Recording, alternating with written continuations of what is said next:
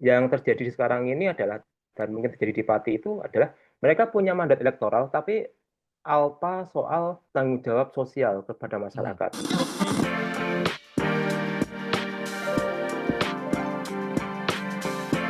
Hai sahabat TCID, kalian sedang mendengarkan podcast Suara Akademia. Ngobrol seru isu terkini bareng akademisi.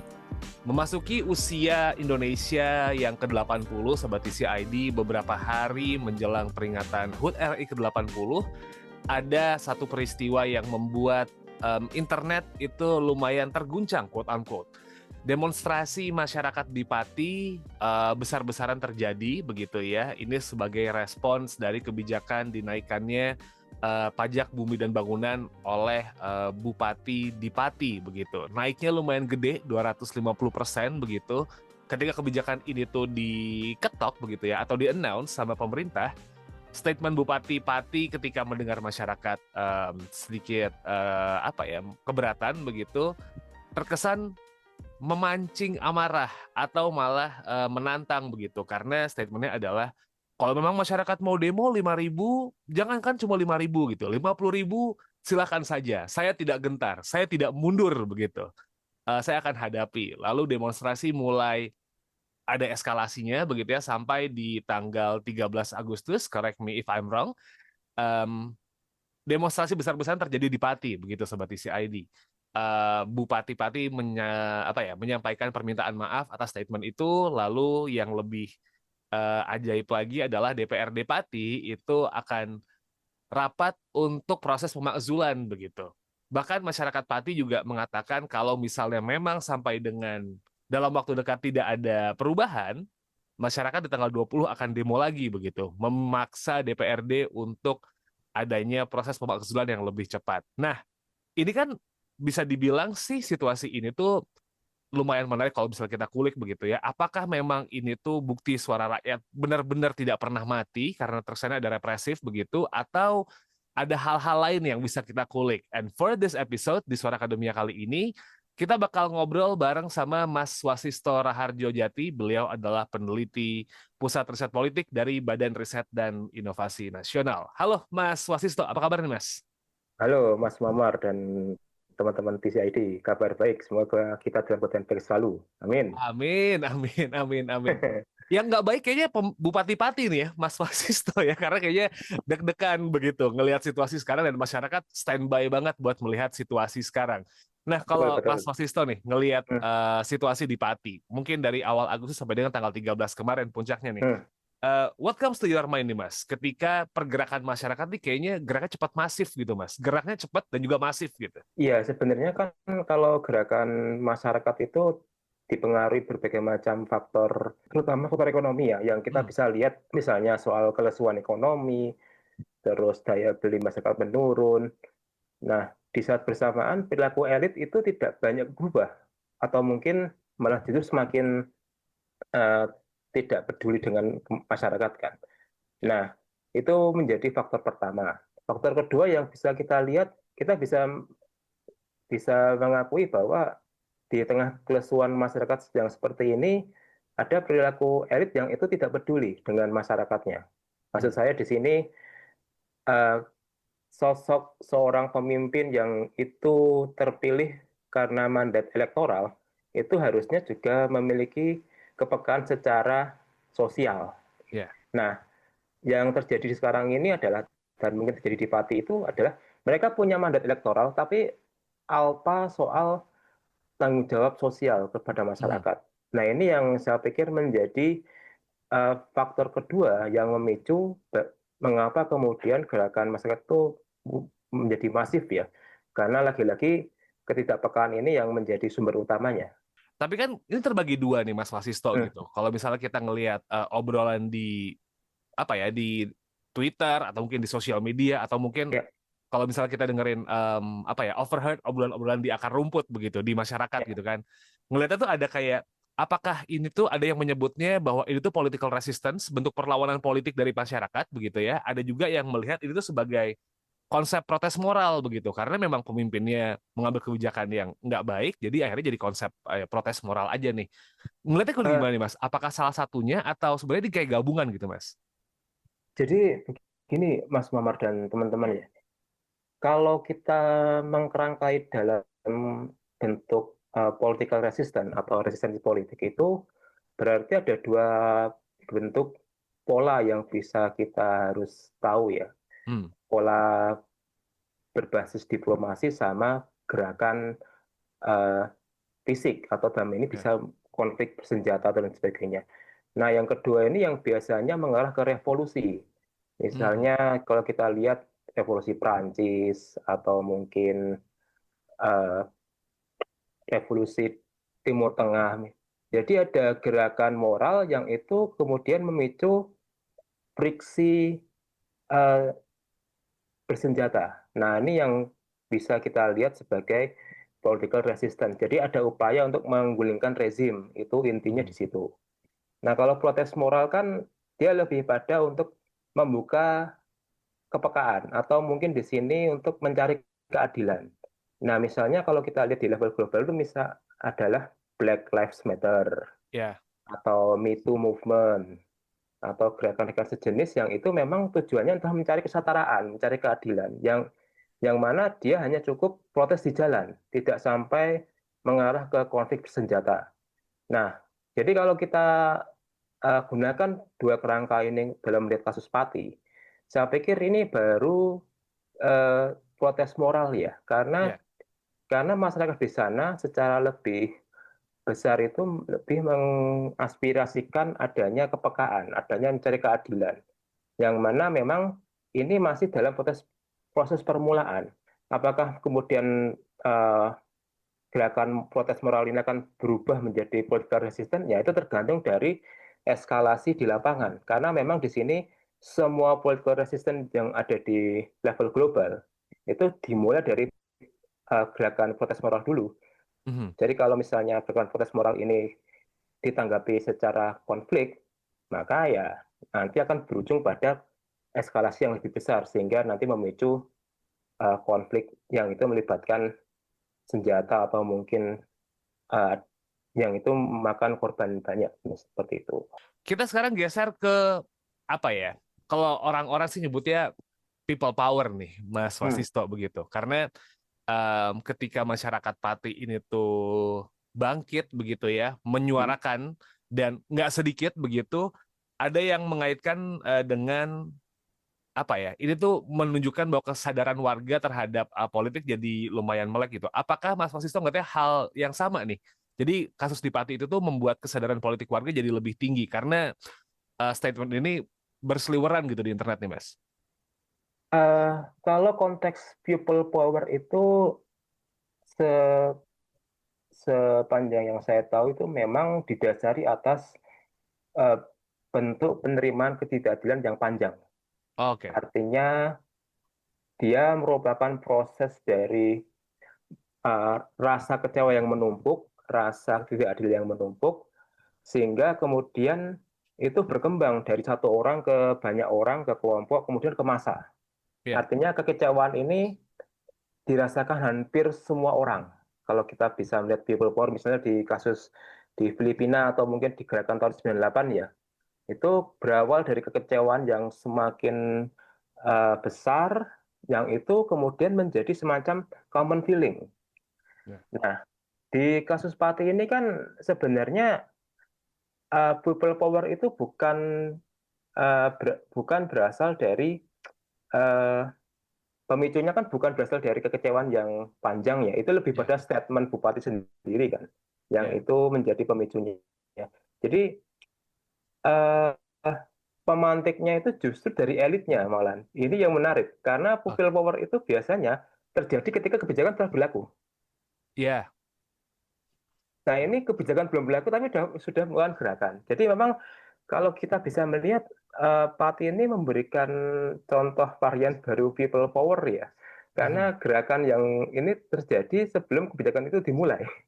Oke. Nah, jadi kalau boleh dibilang memang ini lebih pada gerakan bukan people power kalau dalam konsep teoretik ya, tapi lebih pada gerakan protes sih Mhm. atau mungkin civil disobedience lah karena memang tujuannya kan untuk mengoreksi kebijakan. Jadi kalau dikatakan people power, saya pikir belum ya. Ini lebih pada civil disobedience atau mungkin moral protest yang saya pikir ini lebih pada upaya reaktif dari warga terhadap kebijakan yang mau diputuskan seperti itu, Mas. Bisa dibilang sih kalau misalnya ngelihat situasi di Pati itu artinya begini ya Mas Wasisto, respon publik yang berjamaah itu yang sebenarnya muncul belum di level people power tapi moral protes dengan apa ya power yang kuat ya kalau misalnya kita ngelihat secara theoretically ya Mas ya. Iya, karena kan kita melihat secara garis besar kan kebijakan ini datang di saat kondisi yang tidak tepat gitu loh. Ya. Jadi seperti yang tadi kita sampaikan di poin pertama bahwa kita mengalami kelesuan ekonomi di mana-mana, pengangguran banyak, kemudian lapangan kerja itu banyak melakukan PHK, dan di satu sisi pajak itu makin tinggi diwacanakan, dan itu yang memicu kemarahan kan akhirnya, karena di satu sisi eh, publik itu mudah menghadapi ketekanan ekonomi, masih menghadapi tekanan dari pemerintah. Jadi memang dalam konteks ini ya, ini lebih pada gerakan protes. Ya. Dan ini sih kalau kalau kita analogikan dengan gerakan-gerakan yang lebih besar di Barat ya, misalnya revolusi Prancis atau mungkin mana revolusi industri atau mungkin juga revolusi Amerika Serikat, itu kan juga berasal dari pajak sebenarnya. Iya. Jadi kalau kita melihat memang kita belum sampai pada level revolusi ya, ini karena lebih pada aksi protes. Cuman kalau ini kemudian nanti tidak dikoreksi kebijakannya, ya publik akan semakin tambah marah lagi. Jadi memang ini menjadi semacam wake up call ya bagi elit ya, bahwa jangan semena-mena bikin kebijakan di saat kondisi seperti ini. I see. Menarik kalau misalnya kita sekarang ngomongin tentang wake up call dan juga apa yang terjadi di Pati plus di beberapa daerah lain karena kan ternyata nggak cuma Pati ya yang naikin PBB yang ratusan persen begitu Mas. Ada kalau misalnya buka di sosial media tuh Cirebon bisa kayak lebih dari 250% gitu atau daerah-daerah lain. Nah, Pati ini kan kalau kita let's try to follow the discussions in social media nih Mas Wastisto gitu. Banyak yang bilang kan bahwa apa yang dilakukan di Pati ini salah satu tanda keberhasilan publik bisa mendorong accountability nih buat elit-elit ke depannya kalau kerja tuh yang benar. Bikin kebijakan yang benar dan komunikasi publik yang benar. Apakah ini juga jadi apa ya? Salah satu titik terang untuk mempengaruhi kebijakan daerah di tempat-tempat lain begitu Mas untuk tidak asbun gitu. Jadi elit ini tuh bisa ngelihat watchdog-nya banyak nih dalam tanda petik gitu Mas. Jadi kalau secara makro begini, praktek desentralisasi atau dalam hal ini otonomi daerah di Indonesia itu memang tidak lagi murni seperti sebelumnya, Mas Muammar dan teman-temannya. Jadi kalau sebelumnya itu pemerintah daerah itu punya kewenangan lebih dalam mengatur rumah tangga sendiri, sekarang ini makin lama makin tersentralisasi ke pusat. Dan ini yang membuat banyak pemerintah daerah itu akhirnya mengikuti kehendak pusat. Nah, ini anomali pertama. Anomali kedua, Pemda itu sebagian besar 70% PAD-nya dari dana pusat. Jadi dua hal ini yang membuat kenapa di banyak tempat itu Pemdanya itu malah berjarak dengan masyarakatnya ketika sudah terpilih. Karena mereka terbebani berbagai macam agenda pusat, tugas perbantuan, tugas asistensi, dan lain sebagainya. Nah, tentu di sini yang membuat Pemda sekarang ini kurang begitu inovatif dalam menyelenggarakan pemerintahan. Artinya di sini mereka lebih menjalankan fungsi normatif.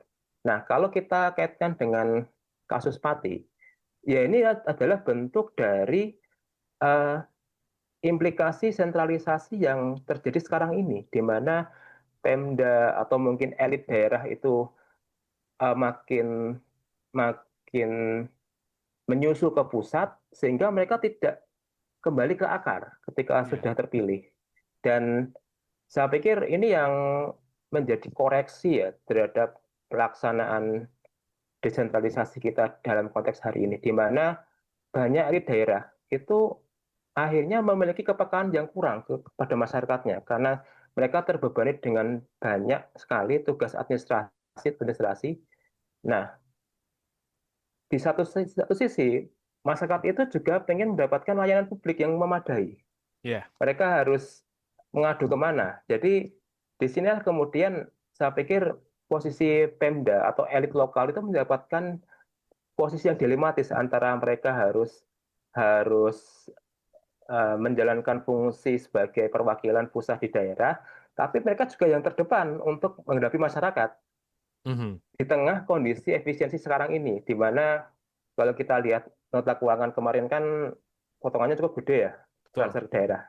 Dan mau nggak mau ya sektor yang bisa kita lihat ya sektor pendapatan daerah, misalnya pajak bumi bangunan, Ya. pajak kendaraan bermotor, pajak hiburan, pajak reklame. Ya itu yang selama ini menjadi sumber pendapatan daerah. Nah kalau daerahnya itu misalnya seperti Jakarta, mereka punya BUMD, mereka nggak akan mungkin menaikkan PBB. Cuman Mhm. masalahnya di banyak daerah di Indonesia, yang mana itu katakanlah BUMD-nya tidak berkembang atau mungkin belum berkembang, salah satu cara efektif ya naikkan pajak bumi bangunan karena yang namanya tanah itu kan selalu naik harganya, Mas. Betul. Dan ini yang menjadi sumber pendapatan yang stabil di mata elit lokal. Dan ini pula yang membuat mereka itu tidak tahu bagaimana kemudian masyarakat itu harus membayar pajak tiap bulan dan sebagainya. Sehingga disinilah saya pikir ada gap komunikasi dalam konteks ini, Mas. Mhm. Nah, kebijakan yang ajaib kan tidak hanya terjadi di Pati ya. Kita quote Ya, unquote ajaib nih Mas gitu. Karena banyak nah, daerah soal pemungutan pajak ini tuh sepertinya mulai mencuat begitu. Karena ya. mungkin aksi di Pati yang besar, jadi akhirnya memang kesorot kan. Hmm, Nah, apa yang terjadi di Pati itu dianggap model check and balance buat oleh beberapa pihak gitu. Ini check and balance yang berhasil. Kita bisa nggak ya bilang bahwa apa yang terjadi di Pati, suara rakyat, the way they apa ya arguing about the policies yang dilakukan itu tuh bisa jadi model partisipasi publik yang ideal di daerah lain nih Mas. Bisa di-imply juga atau justru malah membawa resiko politisasi yang berlebihan nih Mas. Ya, sebenarnya kalau karakteristik masyarakat di tiap daerah itu kan punya keunikan masing-masing. Hmm. Artinya kita tidak bisa mengeneralisasi bahwa konteks Pati itu akan sama dengan daerah lain. Tapi yang perlu kita lihat begini, tingkat kritisisme masyarakat, tingkat partisipasi itu memang tergantung dari seberapa mereka itu terdampak dengan suatu kebijakan. Ya. Di banyak tempat yang pernah saya datangi, masyarakat itu akan resisten, akan bergejolak manakala sumber penghidupan yang sangat dekat dengan mereka itu terganggu. Ya. Dimanapun yang kita lihat itu, ketika yang disinggung itu adalah sumber ekonomi ekstraktif, yang itu merupakan mata pencarian terbesar di semua kabupaten kota di Indonesia. Ketika itu disinggung atau mungkin terganggu, maka masyarakat pun akan bergejolak karena memang di sebagian besar eh, konteks perekonomian informal ini yang menjadi mata pencarian masyarakat di kabupaten kota. Nah, jadi model checks and balances itu saya pikir masih sebatas insidental ya, Mas Muammar. Karena di sini kan konteksnya adalah uh, masyarakat itu bergerak, masyarakat itu aktif kalau misalnya mereka terdisrupsi sumber penghidupannya. Tapi kalaupun itu tidak terganggu, masyarakat tidak akan reaktif seperti ini. Jadi memang kalau kita bisa melihat uh, checks and balances di level informal itu terjadi manakala ada bentuk intervensi atau mungkin sewenang-wenangan dari pemerintah terhadap sumber ekonomi yang itu masih menjadi sumber kehidupan utama seperti Mhm. itu. Oke. Nah, Kalau kita berbicara soal kasus Pati ini nih Mas, kan kayaknya publik kalau misalnya udah mulai diserang begitu ya, dan juga terganggu periuknya kan pasti akan bergerak secara masif dan Ya, bersama-sama nih. ya. Tapi ada juga permasalahan mengenai komunikasi publik yang sepertinya menjadi sorotan untuk para elit baik di level nasional ataupun level daerah begitu Mas. Eh Iya, ada bikin publik bertanya-tanya gitu soal statement dari para elit. Kalau menurut Mas Wasisto nih, apa ya yang bisa dipelajari pemerintah daerah, mungkin pemerintah pusat gitu, dari gerakan ini dalam hal komunikasi publik nih. Terus juga mungkin pelajaran apa ya soal pelibatan masyarakat gitu. Ada nggak yang bisa dipelajari dari kasus di Pati ini, Mas? Jadi kalau kita lihat kan memang pola komunikasi pejabat sekarang ini kan cenderung tes ombak kan, Iya, testing the water, yang mana itu eh, selalu mengandalkan pernyataan-pernyataan yang itu ambigu, sehingga kemudian menjadi polemik yang kontroversial di masyarakat. Baru setelah itu akan melakukan apologi dan uh, time is healing, seperti itulah polanya iya, yang kita lihat selama ini. Nah, saya pikir pola yang seperti ini kurang bagus ya dalam dalam demokrasi sekarang ini, di mana komunikasi yang bagus itu adalah komunikasi yang dua arah, komunikasi yang dua arah, yang mana pemerintah dengan masyarakat, masyarakat dengan pemerintah. Nah, yang kita lihat selama ini kan komunikasi itu cenderung satu arah, iya, dan celakanya lagi banyak menggunakan uh, menginterpretasikan bahwa mereka terpilih karena pemilu. Padahal di sini yang kita lihat, mandat elektoral itu tidaklah cukup untuk menilai suatu orang itu akan bertahan lama di kekuasaan gitu loh. iya. Di sini yang perlu kita lihat ada elemen lain yang perlu dipelajari, bahwa yang namanya mandat elektoral itu ya melayani gitu loh. Dan esensi serving the people ini yang saya pikir hilang ya dalam komunikasi pejabat hari ini, di mana mereka cenderung membenarkan apa yang mereka ucapkan, apa yang mereka katakan atas nama publik seperti itu. Padahal kita perlu bertanya, ini publik yang mana gitu loh. Publik sekarang itu kalau yang marah itu lebih dari 100 orang itu sudah massa itu, dan itu berarti ada yang salah dengan pemerintah seperti itu. Jadi memang di sini yang hilang dari komunikasi publik kita itu, komunikasi publik dari pemerintah itu adalah kepekaan dan kemanusiaan ya, di mana mereka itu yang tadi kita sebut ya, cenderung testing the water, tapi tidak tidak melakukan apa ya, koreksi menyeluruh terhadap kebijakan-kebijakan yang telah mereka buat. Dan ini saya pikir menjadi suatu permasalahan tersendiri ya dalam konteks hari ini ya, di mana harusnya dalam proses demokrasi yang matang itu ada forum dialog, forum komunikasi multilateral, tapi justru sekarang ini banyak pejabat, entah itu nasional maupun daerah, itu alergi dengan kritik.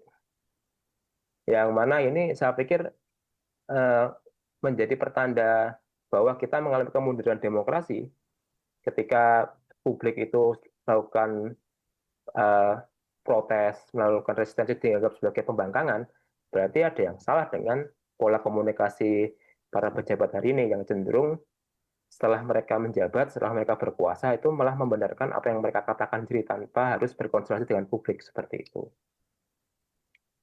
Kita masuk ke beberapa pertanyaan terakhir nih, Mas Wasisto.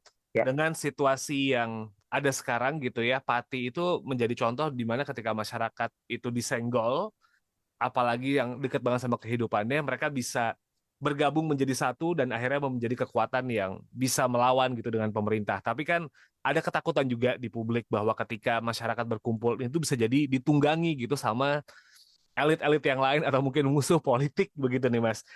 Gimana nih cara buat memastikan ketika masyarakat sudah bersatu untuk melawan hal-hal yang dianggap merugikan publik gitu ya, tidak disalahgunakan untuk tujuan politik jangka pendek nih Mas Wasisto? ya saya pikir kalau dalam konteks politik ya, itu kan free rider itu selalu ada ya. Mhm. Free rider untuk menunggangi sesuatu selalu ada. Cuman di sini kan yang perlu kita garis bawahi itu free rider yang hadir itu apakah mereka terlibat langsung atau tidak langsung seperti itu.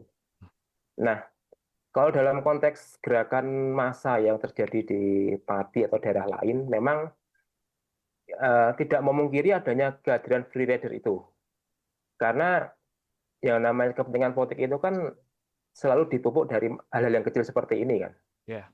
Yang itu akan nanti menumbuhkan pemimpin populis, kemudian terpilih dan sebagainya. Nah, cara memastikannya tentu di sini adalah bagaimana kemudian masyarakat itu mengidentifikasi masing-masing personil ya yang ikut dalam demo. Kira-kira ada irisan partisan nggak dengan elit lain atau mungkin ada kepentingan politik tertentu nggak? Karena momen politik seperti ini kan momen politik yang sangat menguntungkan sebenarnya. Karena satu sisi itu akan diingat sebagai memori kolektif bagi publik lokal bahwa uh, hadiran seorang yang itu membawa konsep Ratu Adil itu akan muncul. Yeah. Yang kedua, mengapa menguntungkan lagi? Karena situasi seperti sekarang ini, di mana protes di mana-mana itu muncul, seseorang yang bisa menarasikan itu sebagai bentuk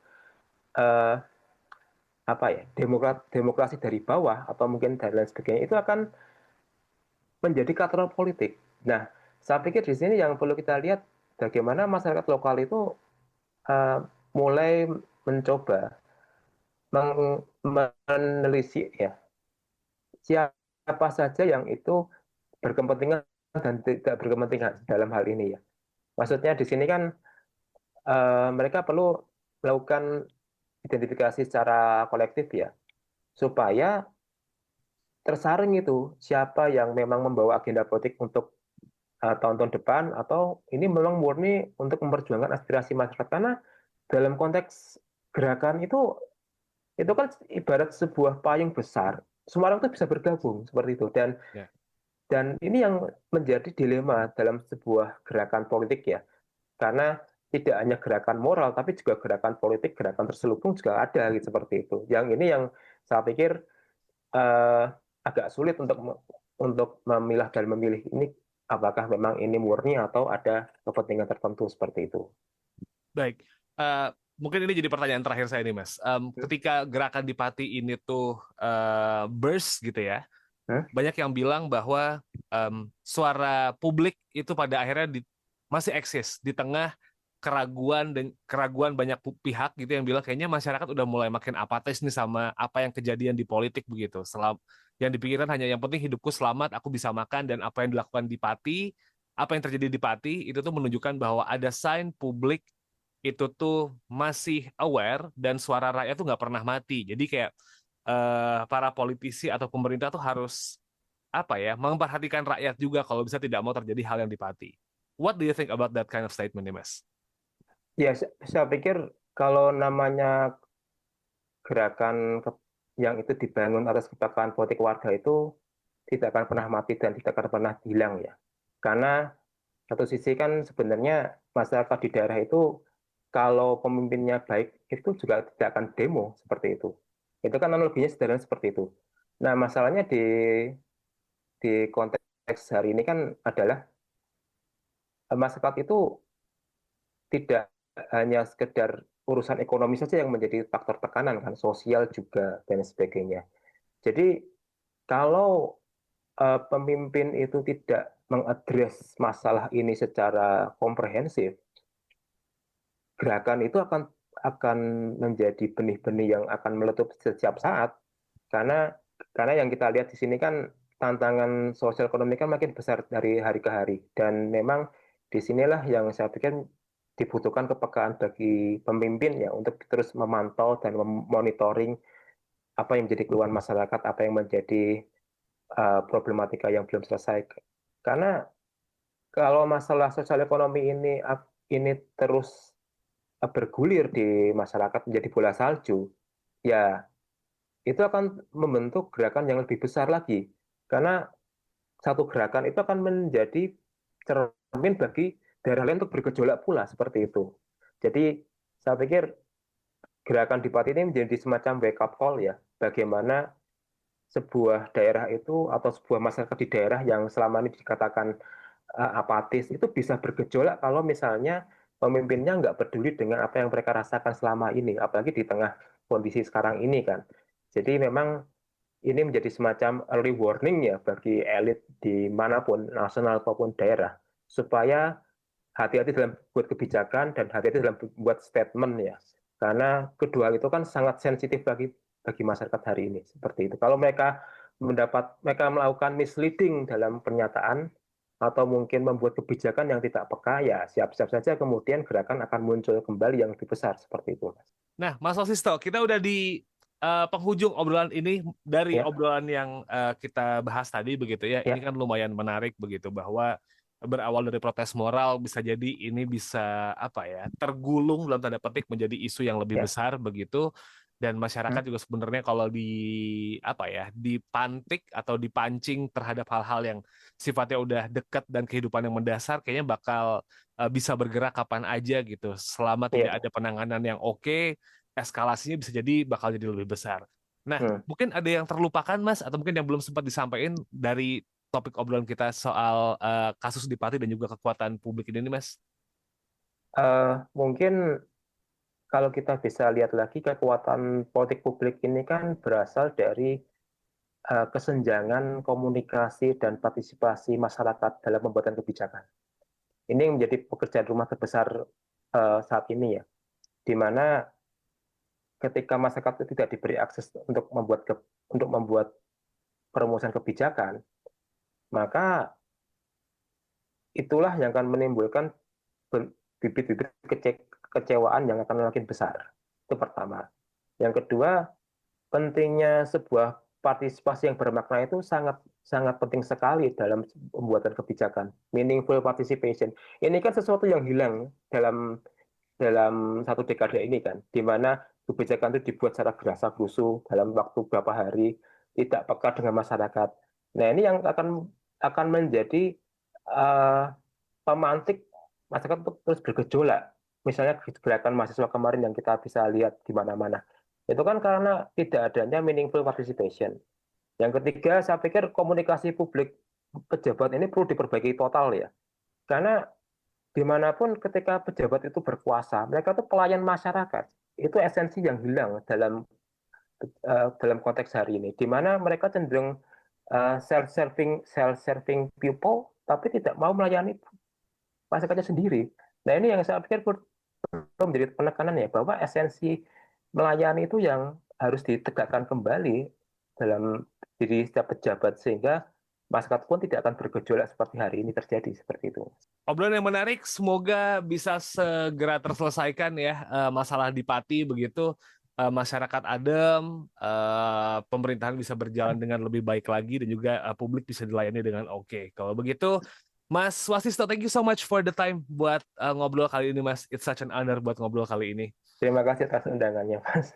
Oke, semoga kita bisa ngobrol lagi ya, Mas ya, ke depan-depannya dengan topik-topik yang lain. Kalau begitu, Sobat Isi ID, it's a wrap for this episode. Thank you so much for listening this topic, begitu ya.